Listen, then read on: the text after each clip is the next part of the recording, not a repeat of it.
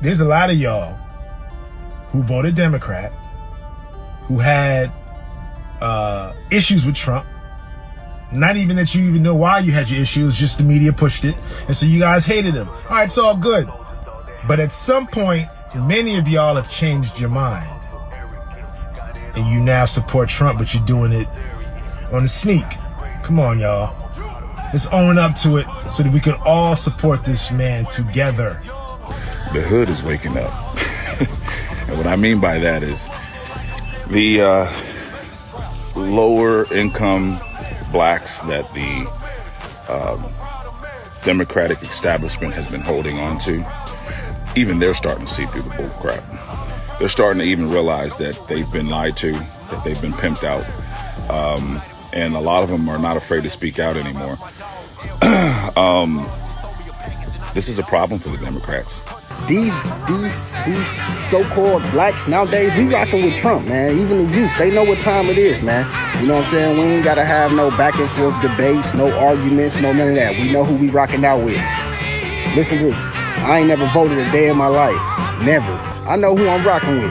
And my first vote ever, I'm sent to the man. The way they fucking with this man, and just the whole little demonstration that's taking place, man. Y'all know what time it is. Y'all know who we rocking with, man. The man, ain't nobody done shit more than the man for us in all this time. So, I mean, hey, let's rock out. We rocking out. Trump 2024, man. That's our president, man. Free to Trump. I was scrolling on Instagram and I seen blacks for Trump. And I was like, what? What? We finally on board with Trump? Finally? I don't know, it was a proud moment for me because to see us come together collectively again, y'all need to free Trump, stop playing. We need our president out of jail because let's be honest, we made more money underneath Trump than any other presidency ever. And I don't give a damn who this offends, but if that nigga Trump get convicted of this crime and he can still run for president, I'm voting for his ass. I'm voting for that nigga, I'm voting for him. If that nigga gets convicted and he can still run for president just to see what the fuck he do, because that nigga funny now. Trump is funny as hell. I'm voting for him. I'm telling you right now, okay? So just miss me with it. Make America great again. When are you guys gonna learn? The more you indict, the more we unite. Facts. It's Trump 2024. We don't care. You heard me? We already made our mind up. You already know when the hood got your back. Man, they deep in the hood. Gangsters. Holla about Trump 2024. You heard me? Woo woo. Wow. Gangsters. The hood got this man back. Nobody being fooled no more. We all the way up. You heard me? It's Trump 2024. That's what it's gonna be, cause we ain't having nothing else. Trump is a brother now. I'm sorry. You go to jail in Zone 6 Atlanta, you a brother. Straight up. They fucked up. Niggas like niggas that went to jail. They believe in that shit. This is good. They done fucked around and booked my boy Trump. Every real nigga gotta go to jail at least once. Every real nigga gotta go to jail at least one time in his life. They don't fuck around, dude. They don't fuck around, they gonna find out, dude. Cause how the fuck you gonna lock up Trump? And that nigga win 2024 election, you think that nigga ain't gonna double back? You think he ain't gonna spin the block? They y'all got life fucked up. You think Trump ain't gonna spin the block? But y'all don't fuck around. This nigga playing chess and I'm playing checkers. We fucking with Trump. We need him back. We need him back. Biden ain't do shit for us. Fuck you, Biden. I'm a proud American. In the land of the blind, the one-eyed man is king. In the time of censorship, non-compliance is key. From an undisclosed location in FEMA Region 10, it's your host, Joshua Michael. Welcome, folks, to this Thanksgiving special. Happy Thanksgiving to you. What a great day to be alive, isn't it? Watching all these major institutions, major media outlets, everybody cannot stop the train that is coming in the American spirit that's igniting all over the world. These guys are absolutely terrified. They are no longer in control of the narrative, and the narrative is the exact battle we all need to be fighting right now.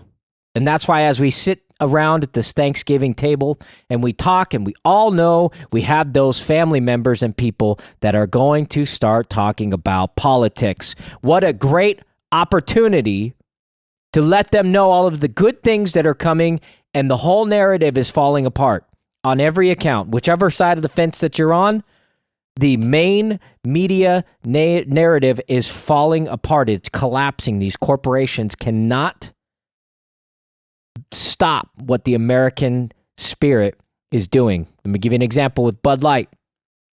They are down billions and billions and billions of dollars. More than likely, none of you are drinking Bud Light around the table. But before we move on to the next clip I want to play, and this is going to be a really short show, but I just want to give thanks to all of you, all of my listeners, and all the supporters at Non-Compliant America. You guys are the remnant. You guys are the believers in the American spirit and the American system. It takes a radicalized stance to really push and have true leadership. Even if nobody's around you, even if nobody agrees with you, just know you are on the right side of history, and the cavalry is coming. People are waking up so quickly and so heavily now that it's only a matter of time until we do see real victory. Even in the heart of the lion's den in the state of Oregon, in this captured state that we're in by communists, they cannot compete with the American system and the American spirit.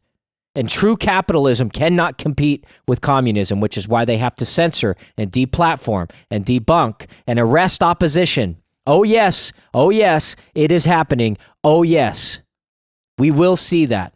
It will get worse before it gets better, but just know there's nothing that they can do at this point.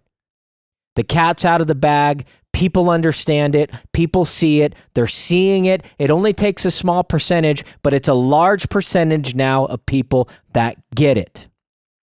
Which is why this Argentinian president is having such a giant wave effect. And I'm going to play a short clip from him as well. And what the real play needs to be on our front. How we need to operate. You cannot negotiate with terrorists. You can't negotiate with Democrats because they are terrorists. You can't negotiate with these people. We have to just completely uproot them. Uproot them out of everything.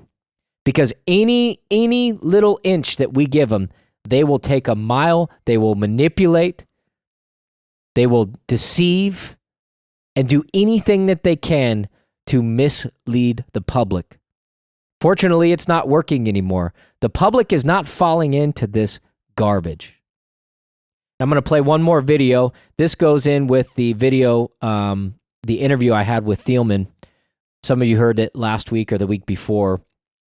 But this goes directly with that video because it shows that these guys are scared. They're losing power. So what's their choice? What are they going to do now? They need to start arresting their opposition. The smear campaigns aren't working. They're essentially a badge of honor for anybody that questions the election, questions the vaccine, questions anything, or has any type of dissenting view. Anybody says that, hey, Israel's committing genocide, oh my gosh, you're an anti-Semite. You need to be arrested. You need to be this. You need to be that. When they could potentially be doing that. So it's a war on logic, it's a war on our minds, and it's a war through the court of public opinion. But I will say, I'm thankful for the fact that we're winning. I'm thankful for all of you guys that are listening right now. Very important. It's very important you spread this message. You give it to anybody and everybody that you can, and understand it is us that are in the battlefield, in the battle space. It's all of us that are now participants. There's no more sidelines. But I'm going to play this short little clip about U.S. Marshals and what they're doing for the day of travel today on Thanksgiving, what's actually happening with them right now. Take a listen. How many air marshals are on planes right now, and how many do you think there should be to get to a safe level? Well, Carly, we're not flying right now. The only missions that we're doing are Quiet Skies missions, and those are missions that are following the January 2021 people. So we're either on the border for illegal immigrants, or we're following folks from January 2021. We're not doing our regular missions where we're out there looking for the bad guys. So right now on most flights, you're not going to have air marshals. What do you mean by that? You're following January 2021 people. What does that mean? That means our primary mission is a little group called Quiet Skies. It's a mission called Quiet Skies that we're following people that flew into the National Capital Region in January 2021. You did not have to go to the Capitol or the rally, and you've been put on a specific list that TSA now has assigned air marshals to follow these people who have not had any type of criminal investigation. They haven't committed a crime, but yet 3 years later, we're following the same individuals day in and day out. So you're saying that air marshals are now following people that were at the Capitol on January 6th, and they're not tracking terrorists at all? Well, they didn't even have to be at the Capitol, Carly. They could have just flown into the National Capital Region. So if anybody was there for a job interview, to visit family, we even had a gentleman that was there for a funeral. They put on this domestic terrorist list just because of their geographic location to Washington, D.C. So these people did not even commit a crime. They weren't even at the Capitol. What? Do those people know that they're on this list? Some of them do, because when they go to the airport, they get the quad S's on their boarding pass, and then they have to go through enhanced security. Then they're followed by teams of air marshals on any leg of flight that they have. So yes, a lot of them do know that they're being followed, yet they haven't been vetted and they have not committed a crime. And 3 years later, we're still doing the same duty, and we followed the same people over and over for 3 years who are no threat to this country. Oh my goodness. Okay, so if you are an average passenger on a plane, how concerned should you realistically be? I think you should be very concerned. When you're boarding the aircraft, you need to look around to see who you might be able to ask to help you, like a good Samaritan. All right, that's enough of that. But we see the tea leaves. They're not giving up on this January 6th thing, even though they've lost the narrative, even though that the tapes have all been released. They should all be finished, released here in the next week or so.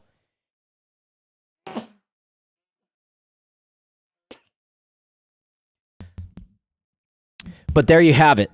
They still have an active agency, the U.S. Marshals, instead of doing their job and actually aiding flight security, they're now still following around these January 6 people and people that were in Washington, D.C., and you heard them, whether they were at the Capitol or not, whether they were at the Donald Trump rally or not. These people are still getting followed around. Now, listen. If you're listening to this right now, and if you have had this experience with any of these air marshals harassing you, the U.S. Marshals harassing you when you're trying to fly, trying to go see your family, trying to enjoy your Thanksgiving, if that's happened, please reach out to me. I would love to talk to you. I want to hear your story. I want to know what they did, what their tactics are, and what they're doing to you to affect your travel. More importantly, if you've been able to follow up with them to see how you get on the list, how you got on the list, how you get off the list, and all of that. These are secret lists. They've been going on for years. This was the beginning of the Department of Homeland Security, exerting your rights with the Patriot Act. This was the beginning of all of that. But now, we're now seeing it come to fruition, and they're using January 6th, which was a basically guided tour of the Capitol with a bunch of great American patriots living and walking within the velvet ropes. They were now led in by the Capitol Police. That's all on record. There was FBI informants on record. They couldn't distinguish how many.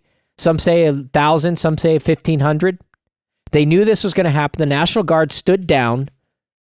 We have it all on evidence. Nancy Pelosi was waiting for it. She knew that this was going to happen, anticipated. You can see her little documentary that she made where they admit it. But It's falling apart, folks. And that's great news. That is awesome news. We got Mike Johnson in the House so far. He's doing what Kevin McCarthy couldn't do, which is great. And it's great that we're able to see it. Go on there. Go look at these file dumps and just sift through the data. Post it online. Get active. See what actually happened. Don't let the news tell you otherwise. It was not some crazy knockout, drag out insurrection. They're calling it an insurrection because that's giving them the wartime powers to do things like this in these government agencies to discomfort, arrest, harass, surveil Americans, good Americans that were geotagged on the cell phones. Now, let me just remind you, this is why cell phones have become such a prominent thing, because they're using it nefariously to track, control, and trace you. If we don't have a cell phone, if you leave your house today without a cell phone, they can't track, control, and trace you as easily. We are so sucked onto these things from the hip that's where the danger is. That's the real Trojan horse. This is the real weapon of mass destruction. Weapon of mass information, weapon of mass disinformation is the cell phone. They can't control you if we start rejecting it. That's why I say practice. I would leave your house today without it. Put it down, put it away. Take some time, rediscover humanity, rediscover nature, rediscover your family. Love and enjoy this time. Because this time next year, no matter what, especially with this giant tidal wave of awakening coming, no matter what, it's not going to be calm, peaceful, and butterflies and rainbows. Things are going to get worse before they get better. Okay? Let me tell you some good news, then I'm going to sign off and I'm going to go enjoy some time with my family, okay? A Brownstone Institute just came out. This is very, very important. And why I'm talking about it, because this is an example of things falling apart. Not only is the January 6th narrative falling apart, but also, of all places, of all organizations, of all media outlets, the New York Times has finally admitted to all the harm that was done to the children during the COVID-19 lockdowns, masking, everything, the closures, all of this stuff. The New York Times is now admitting that there is a massive amount of evidence that the school closures that took 50 million children out of the classrooms from the start of the pandemic may prove to be the most damaging and disruption in history for American educations. The students' progress in math, reading has pushed them back over 2 decades and widened the achievement gap that separates the poor and the wealthy children. Think about that statement, folks. Think about that. When I was screaming at the top of my lungs at the Capitol in 2020, stating the damages that it was doing, it doesn't take a scientist, it doesn't take the Brownstone Institute, it doesn't take the New York Times to say that. It's obvious. Kids are growing sponges. They're adopting and sucking everything up. But the parents now have broken the social contract with their children and basically stated, I will not look out for your best interest. I'm going to put you through misery. I'm going to put you in a box. I'm going to suffocate you. I'm going to force vaccinate you. I'm going to do all of these things despite the efforts that it's my job as your parent to be the wiser one, to be the protector, to protect you. They now broken that social contract with the child to where there are trust issues happening within the child. You don't think that children are like hesitant now on believing their parents? Because their parents essentially were torturing them through all of these things. Willingly, unwillingly, whatever. I don't care.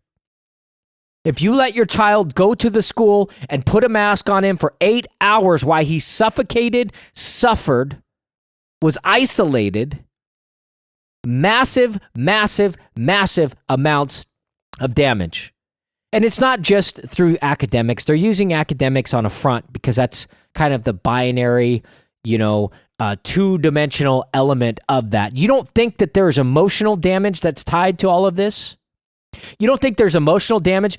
If you put your child in a closet every day and you shove them in there, you told them they can't eat, they can't scream, they can't object, there's nothing that they can do, this is for the good of humanity, sit down, shut up, put your mask on. Don't make eye contact, don't smile, stop breathing, I'm sorry you can't breathe. Do you understand the damage for day in and day out, especially if you went to public schools, especially if your child went to public schools? The damage that has been done to them has already happened. You can't reverse it. But you can repent. You can do better. Because it's our job as parents to look out for our kids, despite what other people say, despite what the agencies say, despite anything. It's our job. You chose to have kids. You chose not to wrap it up. You chose all of these things. It's now your bed. Now you have to live in it. It is your moral obligation to your children to sacrifice for them. You now live for them. They need to have a life. They need to have an opportunity. And they have hardships ahead of them. But it's our job to mitigate those hardships despite where the attacks are coming from. They can come from all over. They can come from the court systems. They can come from CPS. They can come from DHS. They can come from law enforcement. They can come from family members. They can come from anywhere. But if it's your job to have the discernment and the ability to navigate between all these illogical, unhealthy situations that they're putting the kids through, and to be a saving grace for them, and to be a beacon of hope and a beacon of light, and educate them on what's happening around you. And just because nobody agrees, and just because everybody says you're evil, I get told all the time with things that I do with my kids on how evil I am, and that I'm hurting my kids and I'm harming my kids. For example, I've been gone through the ringer for taking my kids to work with me. I take my children to work with me, and I'm getting institutions called stating that I'm neglecting my kids because they get to ride around with me in the work van and learn cool stuff and have fun and hang out with their dad. How many of you went to work with your dad when you were kids? I did. Is that child neglect now? And it's child neglect because I don't work in some office somewhere? Because I'm actually out in the trades and like teaching my kids real things in the world? Teaching them real responsibility? Showing them you don't have to like work behind a cubicle to have a job. You can make money doing this. I think those are extremely valuable lessons. And it's not up to the education systems entirely. This is one of the failures, but there's also a great element to this.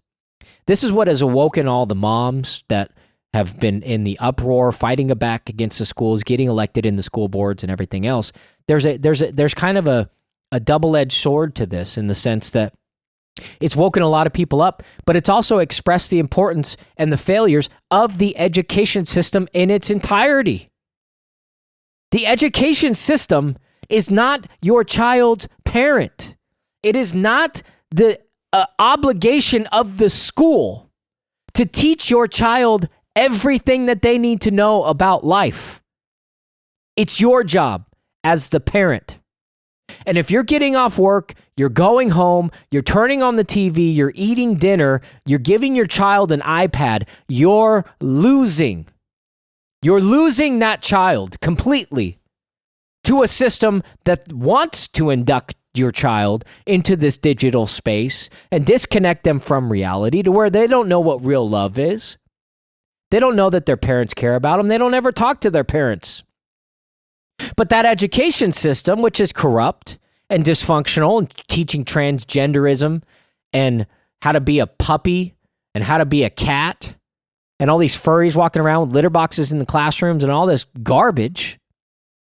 That's what's going to be teaching your child if you can't counter that. But more importantly, the little time that you do have in the evening with your children, read to them, talk to them, have them do stuff together, work on projects together, get them involved with your life.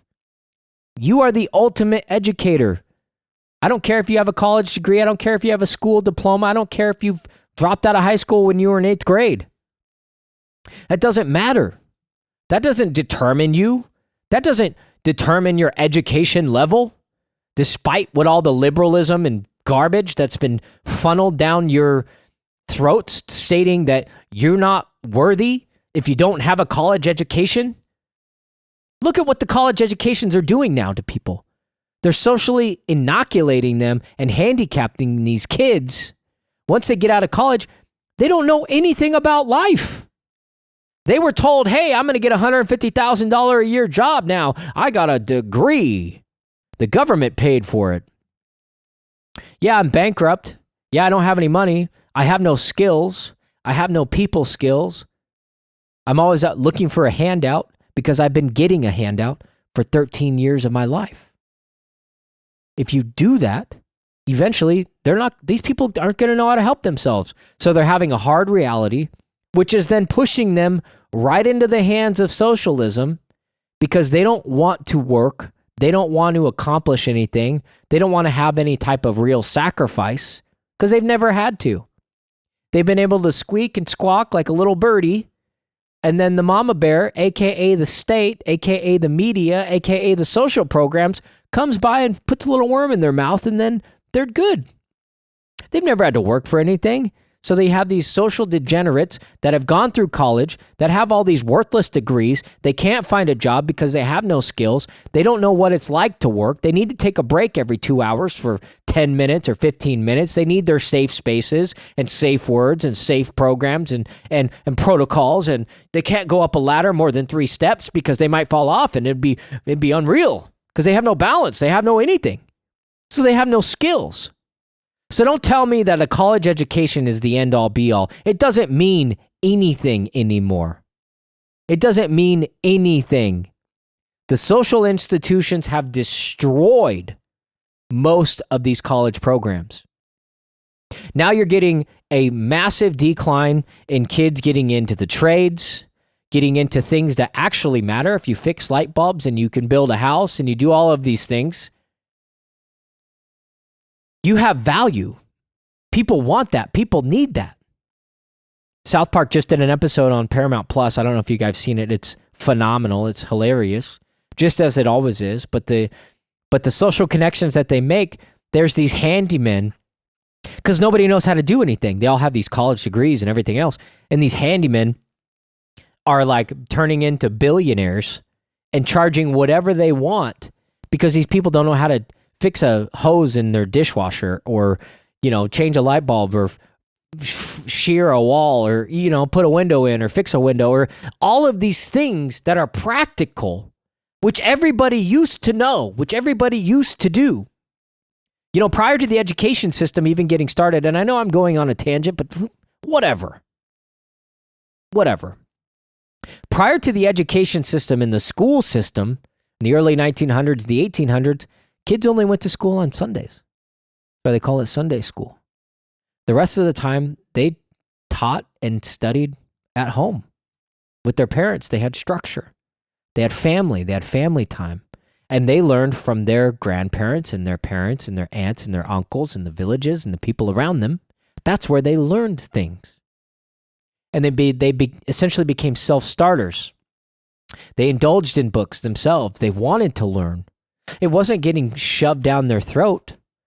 Naturally, as human beings, we want to learn. We want to grow. We want to achieve. We want to invent. I was having a conversation with my friends the other day. I'm like, hey, think of like the early 1900s. If you go back and you could see all those early videos, right? And all this crazy stuff that these people were inventing. Like little bicycles with propellers on top where people could fly with mechanical repulsion. They didn't have rockets. They didn't have engines or anything else. And this guy had a gyro, essentially, and was flying on a bicycle. Dude, what a crazy invention. All of these inventors, all of these crazy things you can see. I'll see if I can post a video of it. But it's just fascinating. So television and technology and all of these things, yes, it should make us smarter. Yes, the average millennial thinks that they're smarter than a boomer. And in some cases, they are. In other cases, they're dumber. The Gen Zers think that they're smarter than the millennials, and they got the world figured out. When most Gen Zers that I meet are low energy, no motivation, they sit on their phone all day, they think they got the world figured out. They sit back and make their Gen Z parents, or Gen X parents, do all the work for them. I even, over the summer, I saw this kid. He was probably 12 years old. And I don't know if that makes him a Gen Zer or not. 12 years old. We're out on the boat, hanging out. And he's like, Mom, put my shoes on for me. And I'm like, what? What's going on? Put my shoes on for me, Mom. And it's like, oh my gosh. These parents are missing the boat. We're all missing the boat. Think of what was going on when my grandparents were 12. They were out in the tree orchard, driving tractors, driving to the store, be out working, doing stuff, making money, making moves, doing things that their parents wanted to do, taking care of the farms, taking care of themselves. What a massive, massive, massive shift. But the good thing is people are waking up, things are going forward.